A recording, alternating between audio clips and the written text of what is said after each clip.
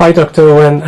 My name is Yaz from MediRoots. Thank you so much for joining us to help our medical students, junior doctors, and any doctor who is hoping to decide what the specialty is best for them.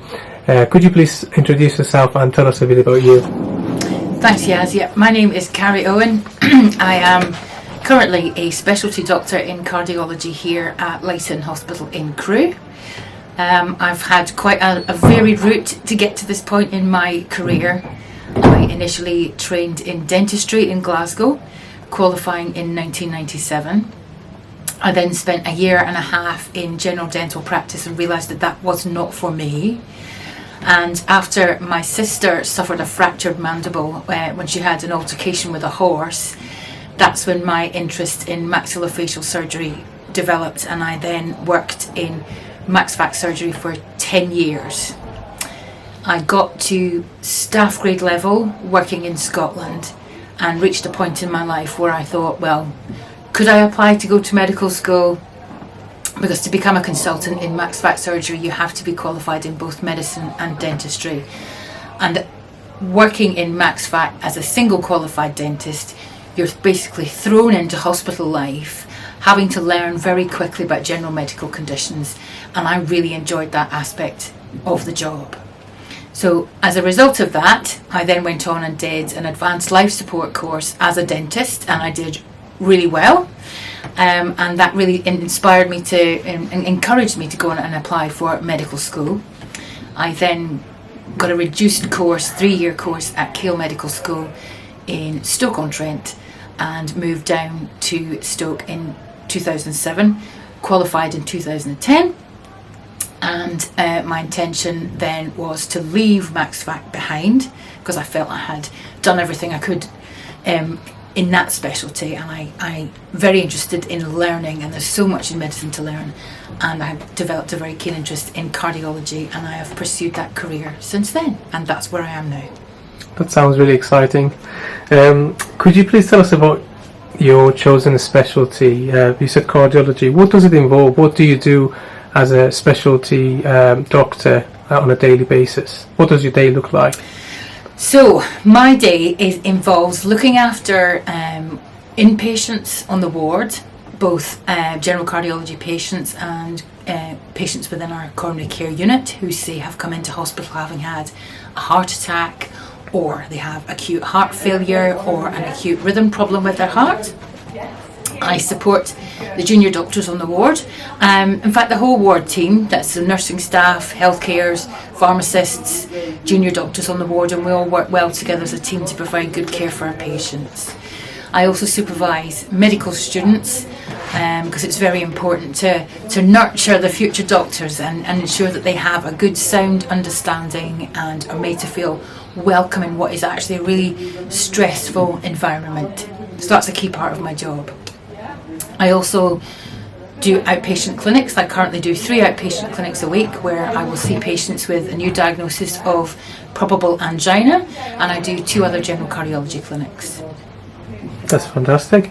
And in terms of procedures, do you get involved, or like as a specialty doctor, do you get a chance to do that if you're interested? Not at this hospital, so it really depends on which hospital you work at. Okay, so there are cardiology services in district general hospitals such as this, and we don't have the facility to do any interventions. So we don't do any angiograms here, we don't do any pacemakers. All of that work is referred to Royal Stoke, which is the tertiary centre. So that would be something to consider in your career path if you wanted to be a cardiologist. Do you want to be a cardiologist who does lots of procedures? If not like me, my particular interest is in heart failure, I'm perfectly suited to providing a cardiology service in a district general hospital. That's great. So lots of opportunities basically. Yes. And in terms of the benefits to this specialty, in terms of work-life balance, or job opportunities, you have already mentioned some points, and in terms of flexibility, how would you describe it? So cardiology has always traditionally been a very male-dominated specialty, and that is recognised within the specialty itself. And there is a group called Women in Cardiology who are there to help support the women within the cardiology community if you like, because there are far more women now coming through in cardiology. And there are women who are mothers, and being any sort of working mother, it's very hard to get the balance right between work and home life as well. So as more women are coming through in cardiology, there is a far more general understanding of the need for cardiologists and doctors in general to have some family time and be available for your children. And that's not just in women, that's in men as well. So there's a far better understanding now for the need of a good family work-life balance, and that is becoming easier as I'm progressing through my career. But cardiology it's tough to get into, and when you're in here there is lots of demand on the service because there are lots of patients with heart problems. But working within a good team and having the courage to say, no, I need to go home now, I need to protect myself, I need to protect my family, and just ensuring that patients are safe, that's a far more accepted work culture now, which is really encouraging and really helpful. That's great. And what would you say the main drawbacks are to medicine, like medical specialties as a whole, and in particular cardiology? Cardiology is competitive to get into, and there are high expectations, particularly working in the tertiary centres. And I worked in a tertiary centre for a long time, and I struggled with the expectations of certain other older cardiologists on me who felt that because I reduced my hours on the on-call rota so I could be there more for my young family, and some people found that, well, they suspected I wasn't particularly committed, which isn't true, because working parents are committed to their family and also to work, and it's about getting the balance right. So finding the right team of people to work with is something that I have found, and since moving into this district general, I've found a far more understanding team of cardiologists to work with, and that has really helped with overall job satisfaction. Okay, and in terms of the requirements to this role, do you know in terms of personality traits what the specialty trainers are looking for in a trainee? So cardiologists are very much type A personality, very driven, intelligent people, but not every cardiologist is. There are lots of far more relaxed type personalities in cardiology too now. Okay? It is a specialty where you have to make good decisions very quickly. You have to be confident in your decision making and commit to decision making. So people who aren't as comfortable with that, perhaps this wouldn't be the right specialty for them. Cardiology can be very quick paced. People come in very sick very quickly, but equally you can treat them very quickly and they get better very quickly too, and that personally is one of the things I find most rewarding about this specialty. There are also opportunities to spend more time with patients. As I said before, my particular area of specialty is heart failure, so I spend long time speaking to patients and their families, getting to know them as well, and those aren't the types of patients that we get quick results very fast. It's not as immediately satisfying. So there's that whole broad range in cardiology. If you're the sort of person who needs a quick fix fast, there's that there for you. But equally, if you're somebody who likes to take time, have a more pastoral approach to patient care, there's that as well. So there's that whole big broad spectrum across in cardiology, which is great. That's fantastic. And do you know how people can apply for this specialty, and what are the training requirements? So obviously foundation training, and then core medical training or internal medicine training, as I believe it's called now. It was core medical training when I did it. That's so obviously the foundation training is essential.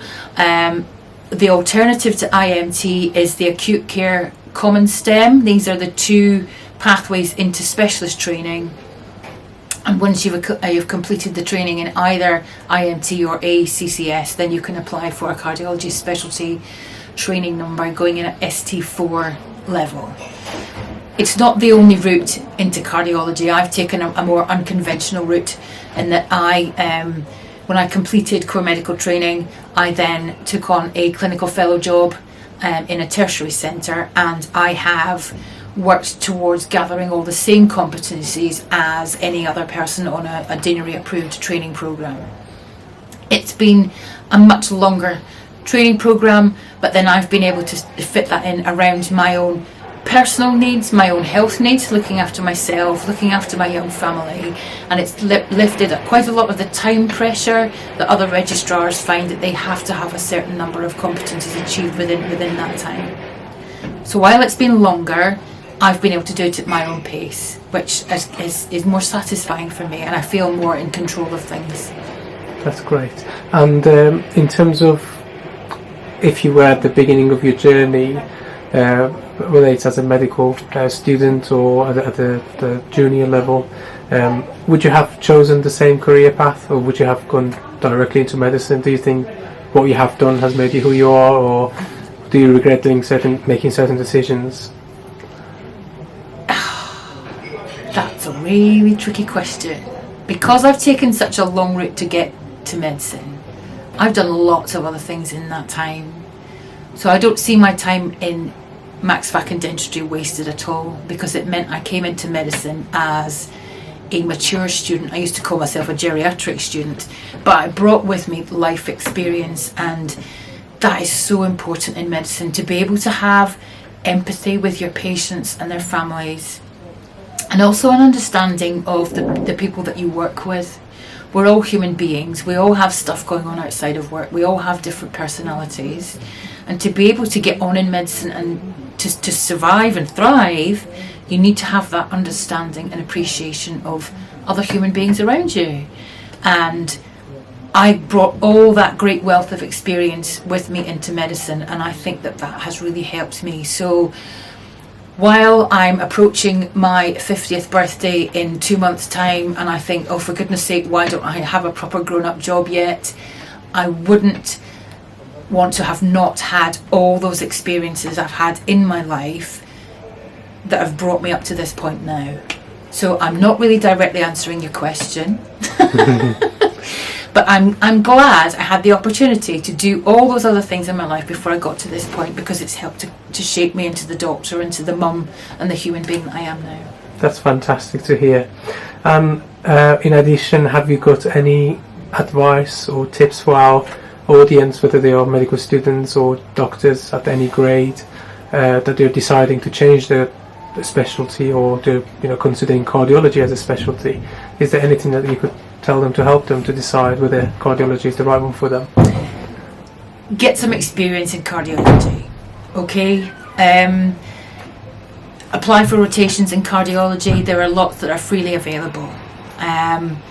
Talk to other people in specialty training, because, as I said, there are lots of different personality types, okay? Speak to people who are in training.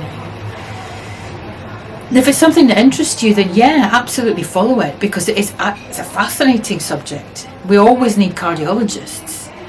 But my advice as an old lady would be is to take your time, and if you find that something isn't right for you, acknowledge that and take some time out. Go and work in Australia for 6 months.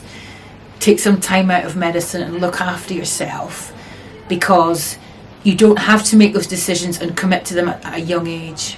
Okay, it is normal for life to change around you and to want to change your career path. Look at me, I started in medicine when I was 35.